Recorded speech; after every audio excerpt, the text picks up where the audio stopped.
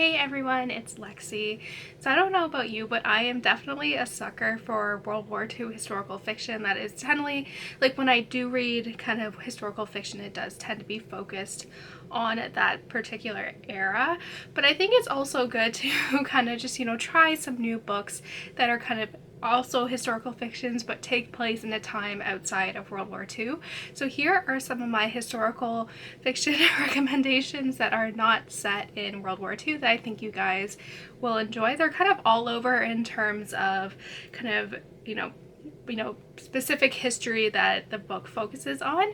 So yeah, without further ado, let's get started. So starting up, this was actually the first Tales and Teacups book club pick back, I think, want to say like in 2016, 2017. So I read this book a while ago, but it is definitely one that has stuck with me, and it covers a very two kind of very important parts of human history, and it is A Fall of Marigolds by Susan Mesner. So this is again a kind of dual storyline historical fiction. So the present day narrative takes place a year after 9/11, and it follows this girl who her husband ended up passing away in the World Trade Center, and she's still very much dealing with the grief of that.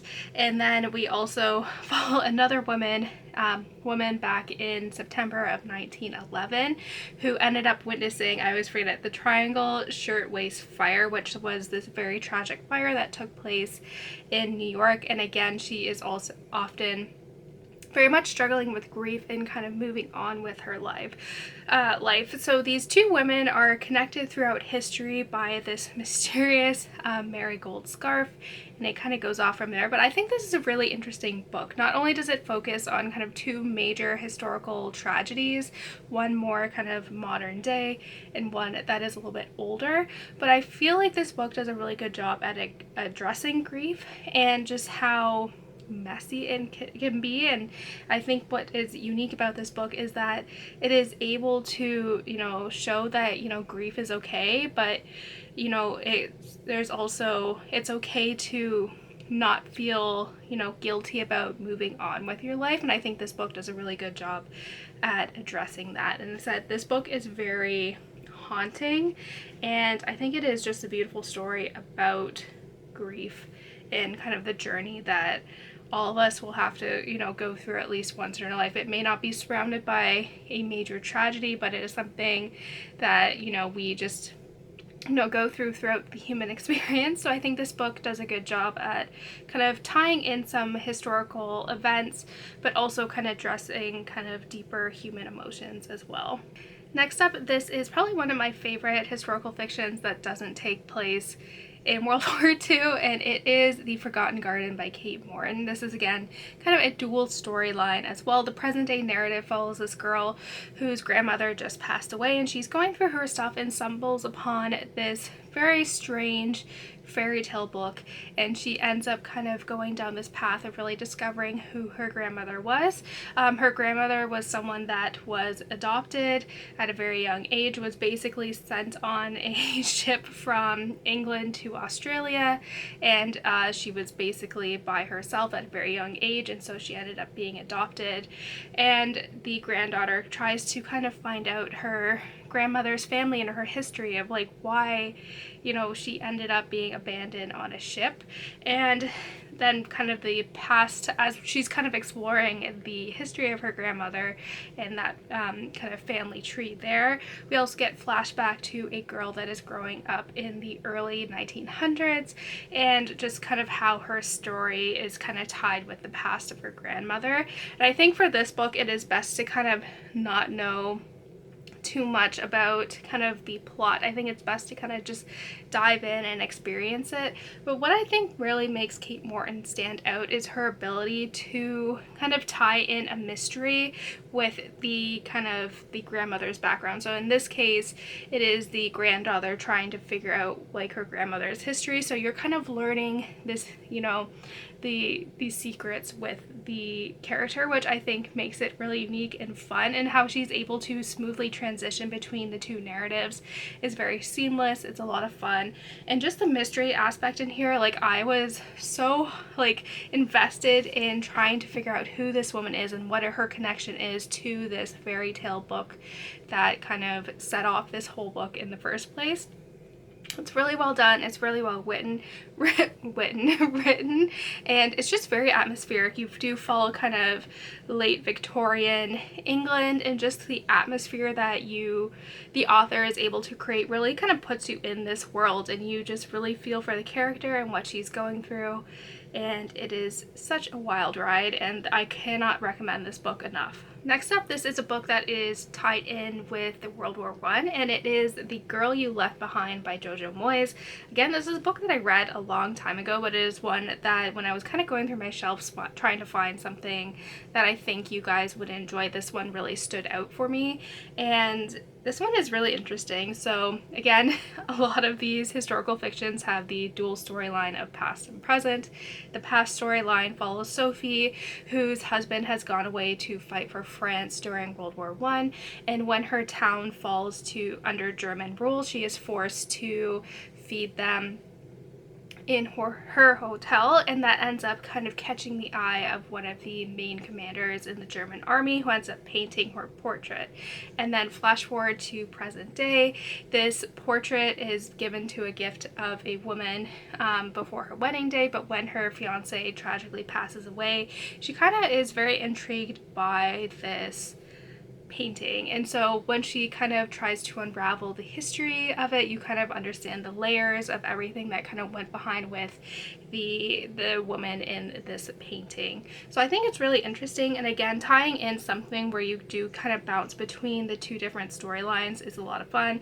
Again, with this case, I felt like the transitions between the two narratives was really well done, and you're just really invested in the story, especially everything Sophie has to go through and just kind of seeing everything she has to endure, because she's trying to keep herself and her family alive, but at the same time she's kind of at the mercy of the Germans, and just seeing how the town's perspective of that is changing and what they perceive her doing.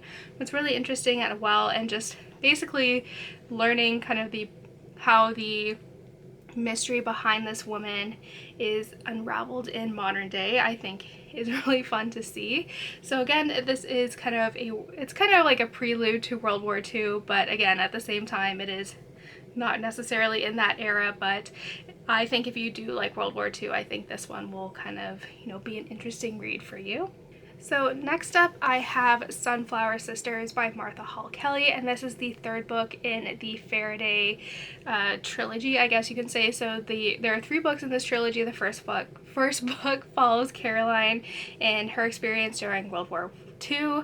The second book, Lost Roses, follows Caroline mother Eliza during World War I, and this follows the kind of ancestors of these 2 women during the Civil War. So this is loosely based on fictional people, this is loosely based off of real people. It's a fictionalized story based on the contributions that these women had through the different wars throughout, American history, and this one kind of focuses specifically on the Civil War. And like most of the books in the trilogy, you follow 3 different perspectives.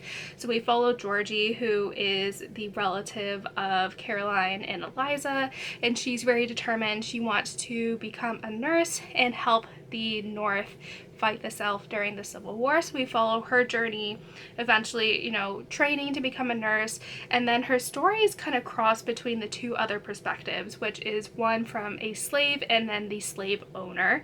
So just seeing, you obviously right away you see how the 2 narratives between the slave and the slave owner are connected, but you don't know how Georgie kind of fits into this, and just seeing how these narratives kind of bounced around was just a lot of fun, and eventually how they intersect and weave, I thought was really well done. I think this author does a really good job too at showing the parallels that this kind of era in particular has with current day racism, and just a lot of the sorry, there's a big, I don't know if you heard that, but they're doing like construction on the other side of the neighborhood, and they're like blasting, and sometimes we get little small earthquakes, so sorry about that. But I feel like, again, the author does a good job at drawing parallels to this time, and just how these kind of you know, ideologies and just way of thinking is kind of cyclic throughout American history, and it's just very impactful as well. And again, this is a series too, like even though it is within a series, you don't necessarily need to read them in order. So even though this is the third and final book in this trilogy, it's not necessarily connected. It's just the familial thread between these women that you kind of see, but they can each be read as a standalone. And lastly, I have The Four Winds by Kristen Hanna, and this is a book that I felt so anxious reading throughout the entire time, but again, intermixed with the anxiety, I learned a lot about this era. So it follows a girl named Elsa who is very much growing up with the Dust Bowl, which is an era kind of within the 30s, I want to say, yeah, in the 30s, where millions upon millions of Americans were within a drought. And it just follows her experience of, you know, trying to raise her family in here as well. And one of the main things that is explored in here is Elsa, you know, learning to stand up for herself and stand up for her family and just learning to love herself. So you see this journey that she goes in order to just keep, you know, her, you know, allow her family to survive. And I was so anxious throughout the whole thing. I feel like this is an era of American history that I never learned about in school. I do have some disjointed American history moving between, you know, back home in Canada and the States. So maybe I just missed that in one of the grades that I was in Canada, but I never really learned about this kind of Dust Bowl era. I think it is very interesting because it does kind of coincide with the beginning of World War II. Because it did last for several years, and I think it's a hardship of American history that we don't explore, and just seeing what people had to go through during this time and just the devastation of, you know, human life was just, you know, terrible. And just seeing how also the states that weren't experiencing that, how they were treating people that were trying to, you know, have a better life, and how people exploited that was really terrible to read about. But this book was one that was just super impactful, and it's like one that you do have that like feeling in your chest of like just anxiety. But I think that makes this really impactful when you do have such an emotional response to it.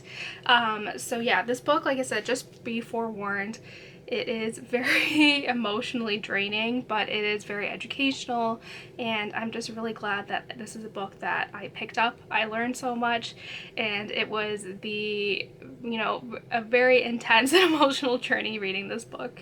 That's it, guys. Thank you guys so much for watching. I hope you guys enjoyed this video. Let me know in the comments below if you have any other historical fiction recommendations that aren't tied into World War II. I'd be curious to see what you guys leave in the comments. But yeah, thank you guys so much for watching. Don't forget to give this video a thumbs up, and I will see you guys next time. Bye, guys.